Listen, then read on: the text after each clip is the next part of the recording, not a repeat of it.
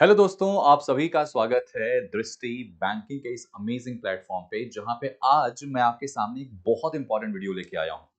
Important शब्द का यहां पर सिर्फ और सिर्फ ये मतलब है कि आपके करियर में हमेशा एक छोटी सी चीज आपके करियर को फाइनली डिसाइड कर देती है और उस छोटी सी चीज को आज मैं यहां आपके सामने पेश करूंगा, स्पेशली वो जो 2026 में तैयारी कर रहे हैं गवर्नमेंट एग्जाम की।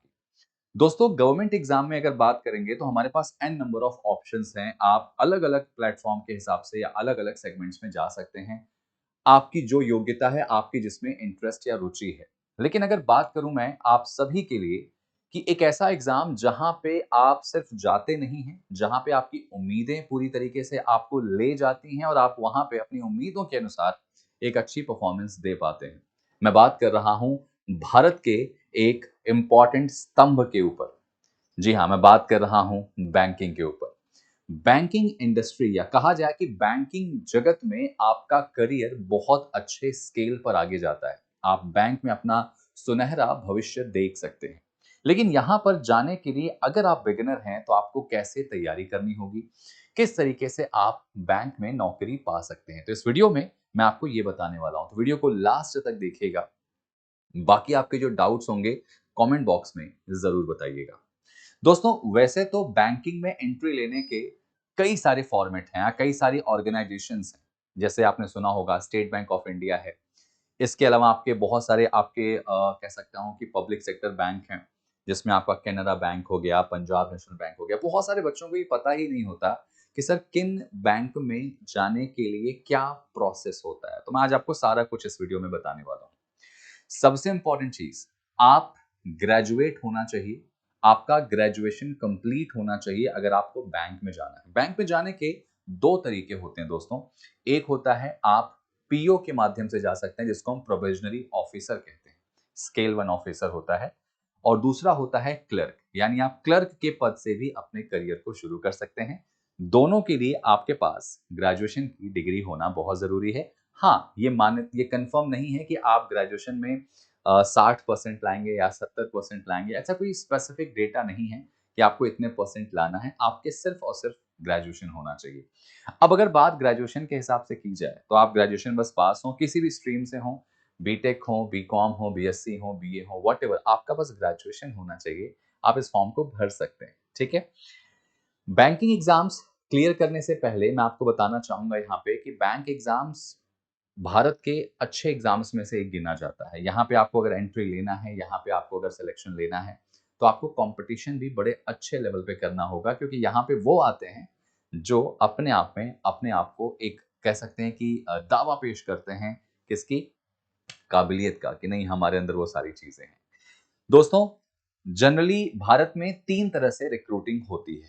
एक, रिजर्व बैंक ऑफ इंडिया। अगर मैं यहाँ पे बताऊं थोड़ा सा रिजर्व बैंक ऑफ इंडिया के बारे में, अगर मैं बात करूंगा आरबीआई में, एक पेज पे आपको समझाने की कोशिश करूंगा कि जो आरबीआई का पोर्शन है वहां पे आप कैसे जा सकते हैं, किस तरीके से कर सकते हैं चीजों को, ठीक है।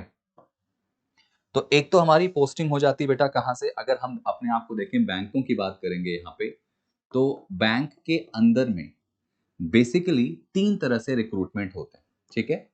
कौन कौन से 3 रिक्रूटमेंट्स होते हैं मैं आपको बताने जाऊंगा। आज का ये जो वीडियो है, आज का ये जो सेशन है, कंप्लीटली आपको किस तरीके से बैंक में नौकरी लेना है, क्या प्रॉपर उसके लिए क्वालिफिकेशंस, क्या सारी चीजें होनी चाहिए। अगर आप बिल्कुल जीरो हैं बैंकिंग के बारे में तो ये वीडियो आपकी यहाँ पे बहुत हेल्प करने वाली है। बाकी आपके डाउट्स आप कमेंट में जरूर शेयर कीजिएगा।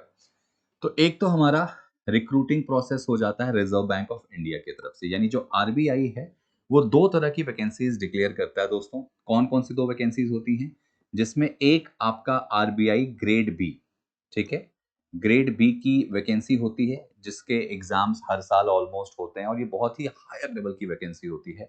यहाँ पे एक ऑफिसर लेवल की आपको अपॉर्चुनिटी मिलती है। इसका पेपर भी बहुत स्टैंडर्ड होता है, बहुत अच्छा पेपर होता है जिसको आपको क्लियर करना होता है। यहाँ पे आपका ग्रेजुएशन होना जरूरी है, जैसा कि मैंने बताया था। और ग्रेजुएशन के अंदर भी आप सभी को 60% एटलीस्ट लाना पड़ता है, किसमें, ग्रेजुएशन में, किसी भी स्ट्रीम से आप हो, लेकिन यहाँ पे 60% डिमांड होती है, ठीक है। इसके बारे में एक स्पेसिफिक मैं वीडियो बनाऊंगा कि ग्रेड बी की प्रिपरेशन कैसे करते हैं, ग्रेड बी का सिलेबस क्या होता है, इसकी सारी डिटेल में आपको वीडियो बनाऊंगा और वो आपके लिए काफी इंपॉर्टेंट होने वाली है। अपार्ट फ्रॉम ग्रेड बी दूसरा जो एग्जाम होता है वो असिस्टेंट का होता है, ठीक है। असिस्टेंट का होता है, असिस्टेंट मतलब एक तरीके से क्लर्कियल लेवल। आपको क्लर्कियल लेवल पे रिजर्व बैंक ऑफ इंडिया में आपने आपकी एंट्री आप देख सकते हैं। अच्छा, बैंक में भी एक अच्छी बात ध्यान रखना कि रिजर्व बैंक ऑफ इंडिया जो होता है साथियों, ये एकमात्र ऐसा कह सकते हैं ऑर्गेनाइजेशन है जो सेंट्रल गवर्नमेंट पे क्या करता है, आधारित है। यानी यहाँ पे आपको सारी की सारी जो सुविधाएं मिलती हैं वो सेंट्रल गवर्नमेंट की ऑफिसर्स वाली सुविधाएं मिलेंगी, और इसके अंदर बहुत सारे पर्क्स, बहुत अच्छी सैलरी, एक बहुत अच्छा ग्राफ होता है आपके करियर का, जहां से आप अपने आप को यहाँ पे तैयार कर सकते हैं, ठीक है। तो रिजर्व बैंक ऑफ इंडिया के तहत 2 वैकेंसीज आपको हर साल मिलती हैं, जिसमें से आपका आरबीआई असिस्टेंट अभी रिसेंटली इसका एग्जाम हुआ है, मेंस इसके होने वाले हैं, और ग्रेड बी का एग्जाम भी आपको हर साल मिलता है। इसके बात करें अगर अलावा, तो दूसरा एग्जाम जो हमारा होगा वो होता है स्टेट बैंक ऑफ इंडिया। अब इसको तो बताने की जरूरत नहीं है कि what is state bank of India.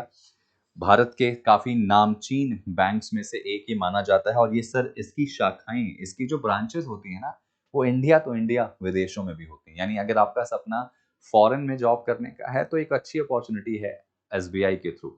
यहाँ आपकी जो पोस्टिंग या आपकी वैकेंसी क्लियर होती है, या फिर यहाँ पे आपका सिलेक्शन होता है, वो भी जनरली पीओ और क्लर्क, आप पीओ और क्लर्क के माध्यम से अपने आप को वहां देख सकते हैं। इसके अंदर में एक और एग्जाम होता है दोस्तों, जिसको कहा जाता है स्पेशलिस्ट ऑफिसर। मतलब एक तरीके से देखा जाए कि अगर आप किसी स्पेसिफिक बैकग्राउंड से आते हैं, जैसे आप लॉ आपने किया हुआ है, या आपका मैनेजमेंट है, या आपने एग्रीकल्चर से किया है, आपने आईटी से किया है, तो अलग अलग बैकग्राउंड्स के लिए स्पेसिफिक वैकेंसी निकाली जाती है स्पेशलिस्ट ऑफिसर की।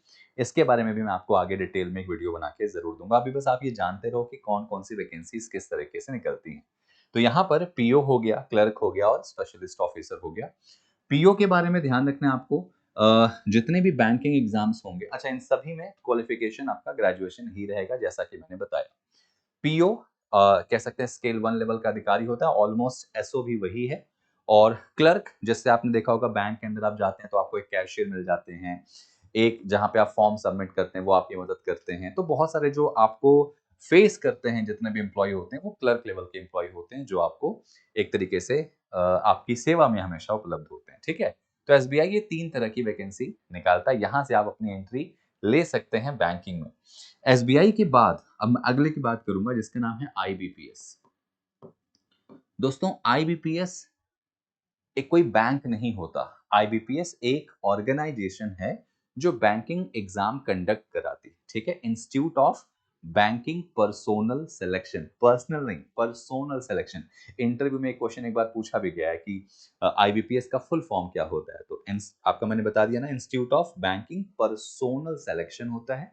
और आईबीपीएस के अंदर जैसे आपने देखा होगा कि यहाँ से आप पंजाब नेशनल बैंक में आपकी जॉब लगती है, तो पंजाब नेशनल बैंक में आपका रिक्रूटमेंट कहाँ से होगा, तो आईबीपीएस के थ्रू होगा, ठीक है भाई।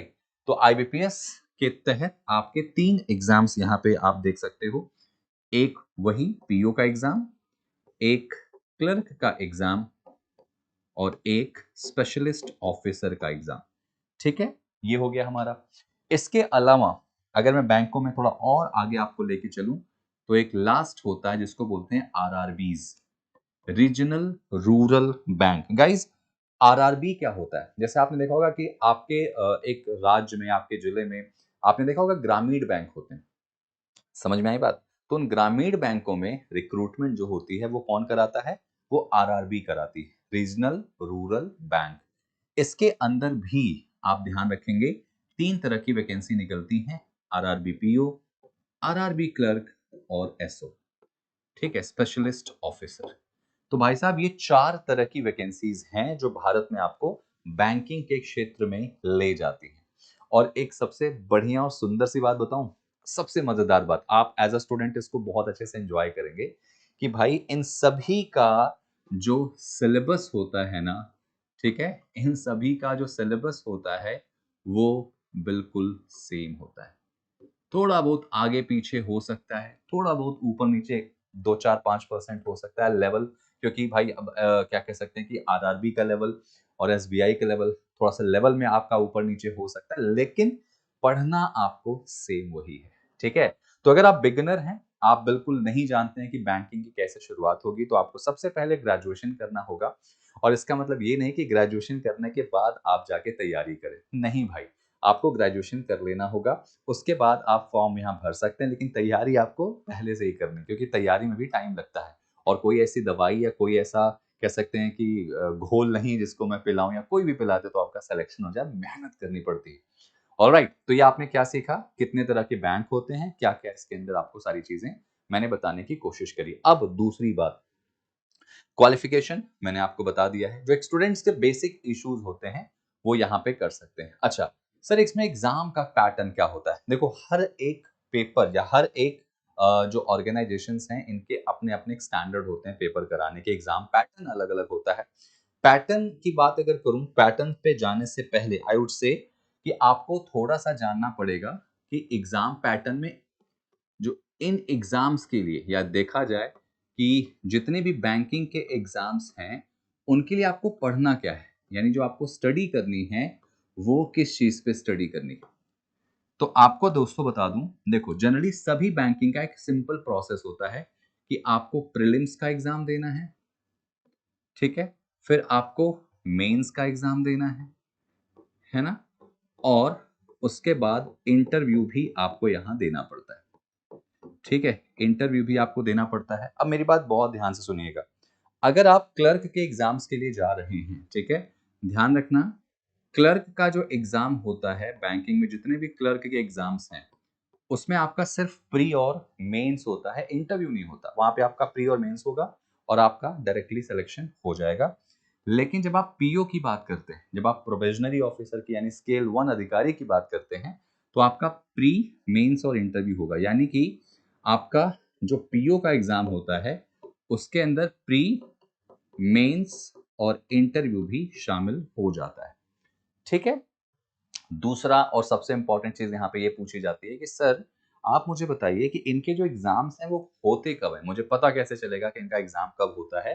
तो मैं आपको बता दूं कि बैंकिंग के इतिहास की सबसे अच्छी बात जो बोली जाती है, जो आज तक आपने देखा होगा, इस समय जो दौर चल रहा है बहुत ही विकट दौर है, क्योंकि यहाँ पे बहुत सारे आपने देखा होगा पेपर लीक के मामले आ रहे हैं, बहुत सारे लोगों में गुस्सा है, स्टूडेंट्स काफी नाराज हैं।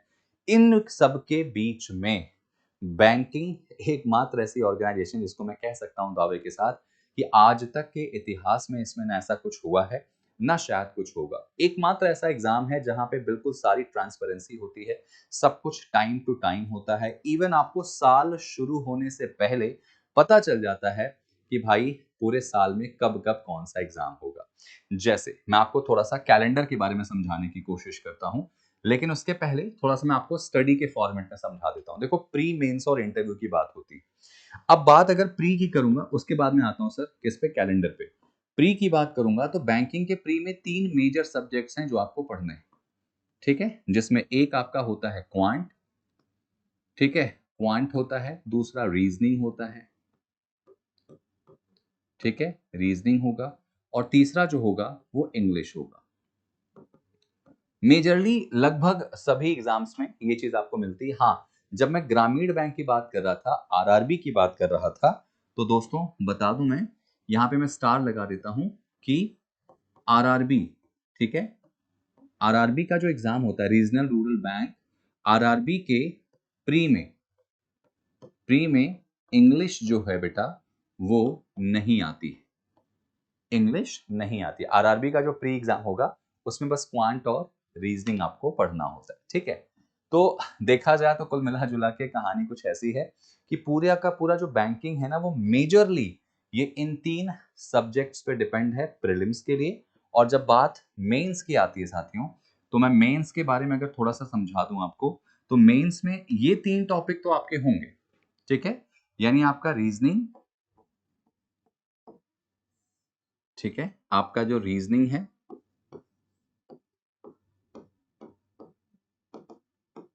ठीक है, रीजनिंग के अलावा आपका क्वांट है, या यूं कहूं कि मैथ्स है, ये तो रहेगा, ठीक है, और इंग्लिश। 2 सब्जेक्ट्स बढ़ जाते हैं जिसमें एक का नाम जीए एंड बैंकिंग है, या जीए एंड करंट अफेयर्स कह सकते हो आप इसको, ठीक है भाई, करंट अफेयर्स।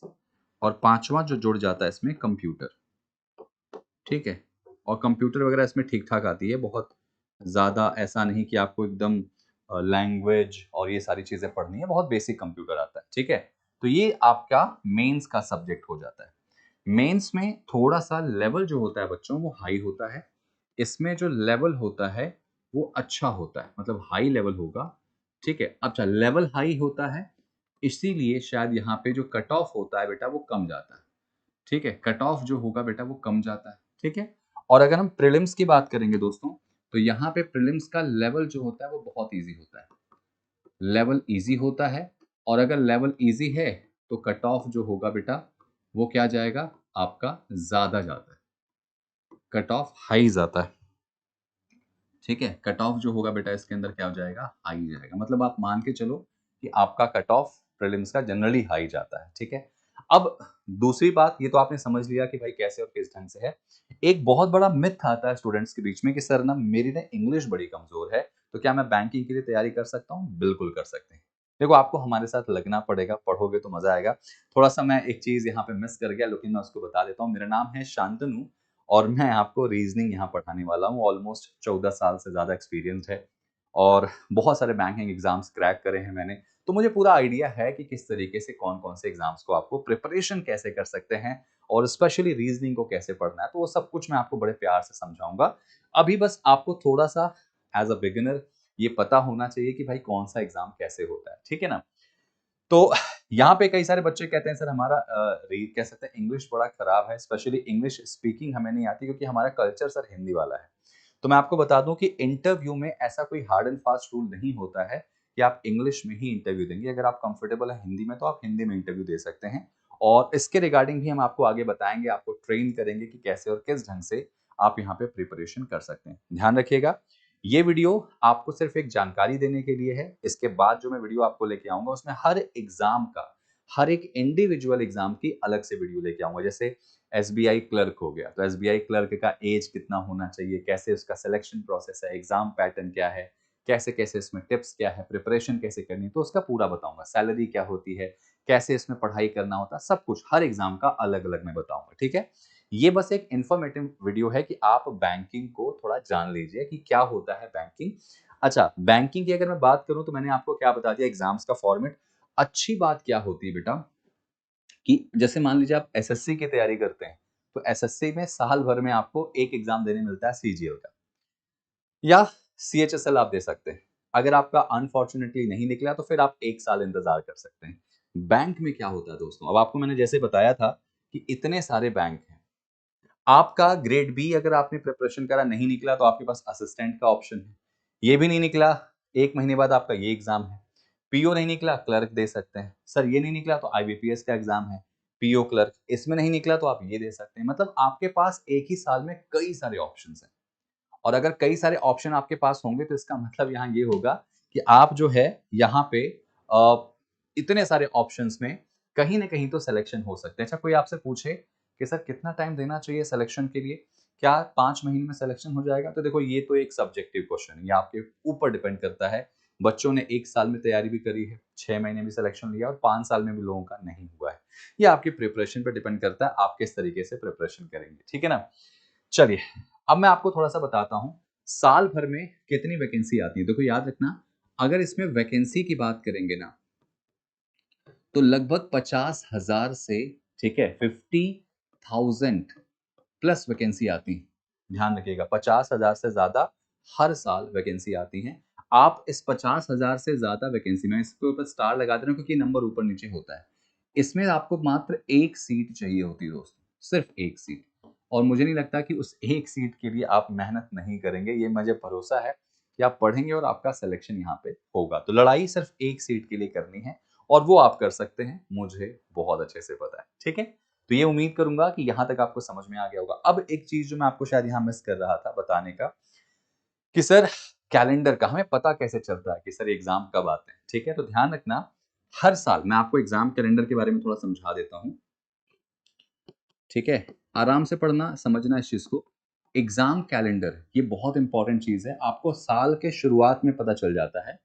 एग्ज़ाम कैलेंडर जो बैंकिंग का होता है बच्चों, वो 15 जनवरी याद ये डेट याद रखना। जनरली 15 जनवरी को आपका आईबीपीएस जो होती है, यानी जो आईबीपीएस जो संस्था है, ऑर्गेनाइजेशन है, वो कैलेंडर रिलीज कर देती है। ठीक है? ये कैलेंडर जो है वो रिलीज कर देती है। मतलब देखा जाए कि आईबीपीएस का एक तरीके से कैलेंडर आ जाता है। मतलब उस कैलेंडर में आपको पूरे साल की वैकेंसी आपको पता चल जाती है कि प्री कब होगा, मेंस कब होगा, उसका रिजल्ट कब आएगा। एक-एक चीज़ आपको डेटा उसमें दिया जाता है और फिर आपको जब पता है कि भैया इस साल में अक्टूबर में ये वाला परीक्षा इस तारीख को हो सकता है, तो आप अपने उस हिसाब से प्लान बना सकते हो ना। तो ये सबसे अच्छी बैंकिंग की बात ये है। एसबीआई अपना अलग निकालता है। एसबीआई का भी हर साल वैकेंसी आती है और ये मान के चलो जो अभी रिसेंटली न्यूज़ आई है उसके हिसाब से स्टेट बैंक ऑफ इंडिया में हर साल लगभग 15 से 20,000 वैकेंसीज आएँगी। आएँगी मतलब आएँगी। तो आप ये बात को लेके चलना कि आपको ये नंबर्स लेके आगे बढ़ने हैं। अभी रिसेंट में जो हमारा एग्ज़ाम सबसे आगे पढ़ने वाला शुरुआत होने वाली है भाई, वो एसबीआई की होने वाली। तो एसबीआई का पीओ की वैकेंसी आएगी, क्लर्क की वैकेंसी आएगी, ठीक है? उसके बाद आपका आईबीपीएस का एग्ज़ाम शुरू हो जाएगा। आईबीपीएस के अंदर भी आरआरबी का एग्ज़ाम शुरू हो जाएगा और एक सबसे अच्छी बात बताऊँ, एकदम ज़बरदस्त बात कि जो सिलेबस आप यहाँ पढ़ोगे, इसी सिलेबस से जुड़ा हुआ हमारा अगला पोर्शन मिल जाएगा आपको, जिसको कहते हैं इंश्योरेंस। ठीक है दोस्तों, इंश्योरेंस। इंश्योरेंस के नाम सुना आप लोगों ने? इंश्योरेंस के जो एग्ज़ाम होते हैं, कई बच्चों को तो ये भी नहीं पता होता कि इंश्योरेंस में भी सरकारी नौकरी लगती है और बैंक से ज़्यादा अच्छी नौकरी लगती है। लोगों ने बैंक की नौकरी छोड़ के इंश्योरेंस जॉइन किया, उनका निकल गया तो। इंश्योरेंस में आपके सामने बड़े सारे ऑप्शंस हैं, जैसे एलआईसी का एग्ज़ाम होता है, एनआईसीएल का एग्ज़ाम होता है ना? एनआईएसीएल का एग्ज़ाम होता है, ठीक है? बहुत सारे एग्ज़ाम्स होते हैं बच्चों।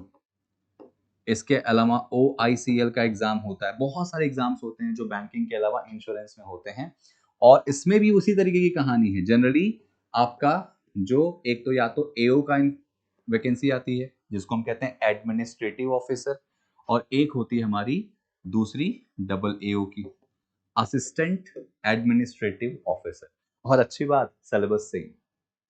सिलेबस पूरा सेम है बैंकिंग वाला। तो सोचो कि आप वो बैंकिंग के एग्जाम प्लस ये वाले एग्जाम भी दे सकते हो, तो साल भर में कितने एग्जाम दे सकते हो। ऐसा एक आंकड़ा बताया जाता है कि साल भर में लगभग आप 20 से ज्यादा एग्जाम जो हैं वो देते हैं बैंक और इंश्योरेंस के। अब जरा सोच के देखो कि जब आप 20 से ज्यादा एग्जाम दे रहे हो तो क्या आप एक सीट के लिए नहीं कर सकते हो? कमेंट बॉक्स में मुझे बताना जरूर कि क्या आप तैयार हैं। एज क्राइटेरिया इसमें देखो जनरली जो है हर बैंक की अलग-अलग होती है, लेकिन एक एवरेज मैं लेके बताता हूँ चलो बेटा। तो एज का जो फॉर्मेट होता है लगभग सभी बैंकों में वो मिनिमम 20 से आपका 30 साल, ठीक है? पीओ के लिए, प्रोबेशनिंग ऑफिसर के लिए कहीं पे ऊपर नीचे ये हो जाता है, कहीं 21 भी हो जाता है, डिपेंड करता है। 30 साल जनरल कैटेगरी का मैंने बताया। अगर आप ओबीसी से हैं तो 3 साल इसमें बढ़ जाएगा। एससी एसटी हैं तो 5 साल बढ़ जाएगा, ठीक है? और क्लर्क की बात अगर करते हैं, देखो जनरली क्लर्क क्लर्क की जो होती है बेटा, वो भी लगभग 20 से 28 साल होती है, ठीक है? अब इसमें थोड़ा-सा ऊपर-नीचे हर एग्ज़ाम का अलग-अलग हो सकता है। तो ये जनरल का, ओबीसी है तो 3 साल जोड़ दो, ऐसे करते-करते आप आगे ले जा सकते हो, ठीक है? तो ये एक तरीके का इंट्रोडक्शन था कि अगर आप बिगिनर हैं, तो थोड़ा-सा आप बैंकिंग की तैयारी कैसे कर सकते हैं, ठीक है? और देखो कोई भी चीज़ का ना कोई समय नहीं होता है, आप शुरू कर लो, बाकी मेरे ऊपर है। आपको लगता है कि आप 2026 में नौकरी लेना चाहते हैं, तो कमेंट्स में ज़रूर मुझे बताइएगा, मैं आपके लिए आपका टाइम टेबल बना के दे दूँगा, कैसे पढ़ना है वो बता दूँगा, सब कुछ मैं आपको पका के दूँगा, आपको बस खाना है। वीडियो अच्छी लगी हो तो वीडियो को शेयर कीजिएगा और कमेंट बॉक्स में बताइएगा कि शांतनु सर का ये इन्फॉर्मेशन आपके कितने काम का है। साथ ही साथ अगर आपको ऐसा लगता है कि आपको कुछ और जानना है बैंक एग्जाम के बारे में, तो वो भी कमेंट करिएगा। मैंने एक चीज़ और आपसे बता दी है कि अभी तो मैंने सिर्फ एक परिचय दिया है। मैं जैसे-जैसे आप मेरे साथ जुड़ेंगे, आप सभी को हर एक-एक एग्जाम की मैं अलग-अलग डेटा इन्फॉर्मेशन देते चला जाऊँगा। कौन सा एग्जाम कैसे पढ़ना है, किस तरीके से तैयारी करना है, सब कुछ मैं आपको वहाँ पे क्लियर बता दूँगा। तो आपके पास कुछ अधूरा नहीं रहेगा। एग्जाम पैटर्न क्या होता है, सिलेबस क्या होता है, कैसे स्ट्रैटेजी बनाते हैं, वो सब कुछ बता दूँगा। तो टेंशन मत लो, आपको कहीं जाना नहीं है, आपको अपने घर पे रहना है और घर पे बैठ के हमारे साथ इस तैयारी को अंजाम देना है। नए हो चैनल में तो वीडियो को ज़रूर शेयर करना और चैनल को सब्सक्राइब करो और बेल आइकन प्रेस कर देना, क्योंकि हर बार जब मैं कुछ नया लेके आऊँगा तो आपको जगाने ज़रूर आऊँगा। वीडियो अच्छी लगी तो फिर से कहूँगा वीडियो को लाइक कीजिएगा थैंक यू सो मच। उम्मीद है कि ये कहानी आपके जीवन में, आपके करियर में बहुत बड़ा इम्पैक्ट डालेगी। तो जल्दी से तैयार हो जाओ, दरवाजा खुला है, आपको एंट्री लेनी है, उस चेयर पे बैठनी है जिसके आगे टेबल पे आपका नाम लिखा हो। Thank you so much. See you in another video. Thank you and Jai Hind. अब एग्जाम की तैयारी को और बेहतर करने के लिए हमारे चैनल को लाइक, शेयर और सब्सक्राइब करना ना भूलें।